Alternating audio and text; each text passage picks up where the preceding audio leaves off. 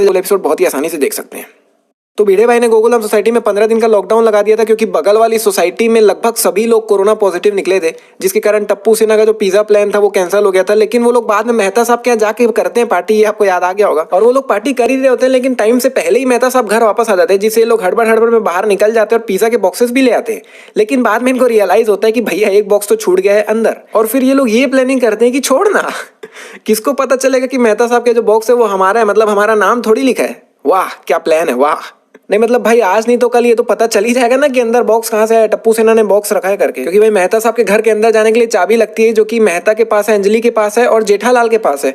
तो कोई भी बहुत ही आसानी से दिमाग लगा सकता था कि ये टप्पू ने ही खोला होगा। और जबकि मुझे तो ऐसा लगा था कि आखिरी में ये लोग मेहता साहब से मांडवली करने का सोचेंगे कि हम मेहता साहब को सब बातें बता देते हैं, और ऐसा कुछ होगा मैं सोचा था, जिसमें इन लोगों को पूरा सच बताने की भी जरूरत नहीं पड़ती, क्योंकि मेहता साहब के एक ही बॉक्स निकला था। तो ये लोग उनको जाके बता देते कि देखिए मेहता साहब ऐसी ऐसी बातें हैं, गोली को मची थी तलब पिज्जा खाने की, इसीलिए हमने सिर्फ एक बॉक्स मंगाया है। क्योंकि भाई ये लोग झूठ इतनी देर से तो बोल ही रहे थे, तो यहाँ पे ये लोग झूठ बोल सकते थे कि हमने सिर्फ एक ही बॉक्स मंगाया है। बोल देते कि हमने सिर्फ एक ही बॉक्स मंगाया है, जिसमें आधा गोली ने खाया, थोड़ा बहुत हमने खाया है, जिसमें मेहता साहब शायद थोड़ा बहुत उनको सुनाते, लेकिन मेरे को गारंटी है कि वो टप्पू सेना का साथ दे देते और किसी को नहीं बताते। टप्पू सेना इतनी सेल्फिश कब से हो गई ये सोच रहा हूँ मैं, क्योंकि भाई वो लोग ने मेहता साहब के जाके पार्टी कर ली और वहां से निकल गए, बॉक्स छूट गया, तो ये लोग बोलते कि छोड़ ना भाई, उनको थोड़ी पता चलेगा।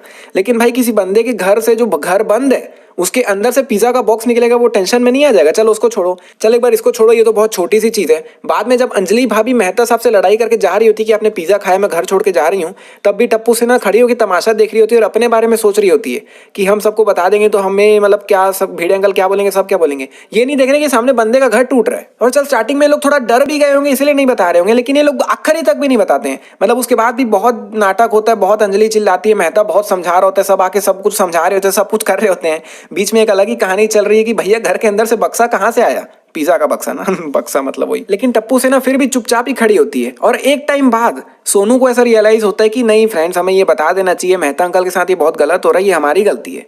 वैसे सोनू ही सबसे होशियार है इनमें से, लेकिन उसके बाद मेरे ख्याल से सब लोग मिलकर टप्पू सेना की तारीफ कर देते कि मेहता अंकल, सॉरी मेहता साहब, इनसे सीखिए, इन लोग इतना कंट्रोल कर रहे हैं, ये लोग नहीं खा रहे और आप बाहर से पिज्जा मंगा के खा रहे हैं।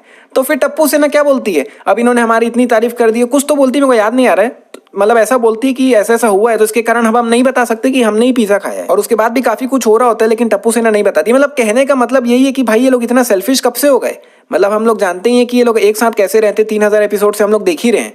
तो ये कौन सा रूप है भाई इन लोग का। और टप्पू सेना भी कोई बच्ची नहीं रहे हैं, वो लोग बड़े हो गए हैं। और मेरे ख्याल से उनको इतनी समझ तो है कि अगर हम बता भी देंगे तो हमें थोड़ा बहुत डांट पड़ेगा तो हम सुन लेंगे, लेकिन कम से कम मेहता साहब के यहाँ जो इतनी टेंशन आ गए हैं वो सब खत्म तो हो जाएंगे। और वही ये लोग यहाँ पे भी बोल सकते थे कि हमने सिर्फ एक ही बक्सा मंगाया था पिज्जा का, बोल देते एक बक्सा मंगाया था, उसी में से थोड़ा थोड़ा खाएं, सॉरी भिड़े अंकल, बस। स्टार्टिंग में मेहता अंजलि भाभी को जैसे तैसे समझा देता है कि चलो ऐसा ऐसा है, मैं नहीं खाया हूँ, लेकिन एकदम से भिड़े उचकता है कि नहीं मेहता साहब आपने बॉक्स खाया है, आपके घर से निकले मतलब आपने खाया है। मतलब मेरे को एकदम अच्छे से याद नहीं है कि क्या क्या कॉन्वर्सेशन हुआ था, मैं आपको लिंक डिस्क्रिप्शन में दे दिया हूँ, वहां से जाके पूरा देख सकते हैं।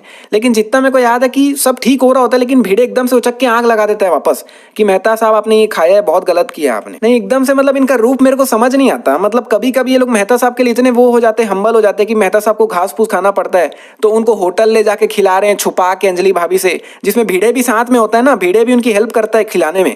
कभी घर ले जाके खिला रहे होते अपने हाथ से, और इधर देखो तो भिड़े सामने से आंख लगा रहे। मतलब ये क्या बात हुई भाई। मतलब ये लोग कभी मेहता साहब के लिए एकदम अच्छे हो जाते हैं और कभी उनको ही फंसाने में लग जाते हैं। और भिड़े ने कुल मिला के ऐसा इसीलिए किया क्योंकि उसके अंदर भी गुस्सा था कि जब मैंने रूल बना दिया कि बाहर से कुछ अंदर नहीं आएगा तो आप पिज्जा अंदर लेके क्यों आए।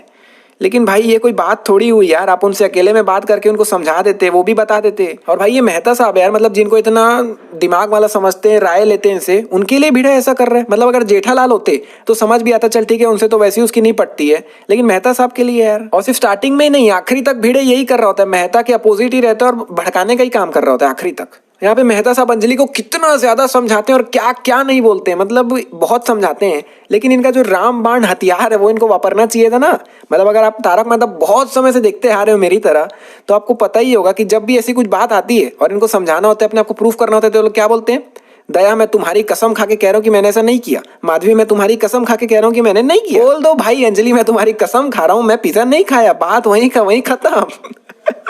तो भैया यहीं पे समाप्त होती है वीडियो, और मैं आपसे एक बात कहना चाहता हूँ कि अगर आप भी कुछ इस तरह की मिस्टेक नोटिस करते हो तो आप मेरे को नीचे कमेंट्स में बताइए, और अगर वो कमेंट पढ़ने के बाद मेरे को लगा कि हाँ यार ये तो बहुत जोरदार मिस्टेक है, तो मैं उसको अपनी अगली वीडियो में जरूर दिखाऊंगा उस मिस्टेक को, और साथ में आपका नाम भी बताऊंगा कि हाँ भैया इन्होंने बताया मिस्टेक, तो आप बता सकते हो मेरे को। तो यहीं पे समाप्त होती है वीडियो। अगर आपको वीडियो पसंद आई तो लाइक कीजिए, शेयर कीजिए, कमेंट कीजिए, सब्सक्राइब कीजिए और साथ में बेल आइकन दबा दो भाई, ताकि नोटिफिकेशंस आए। मिलते हैं नेक्स्ट वीडियो में।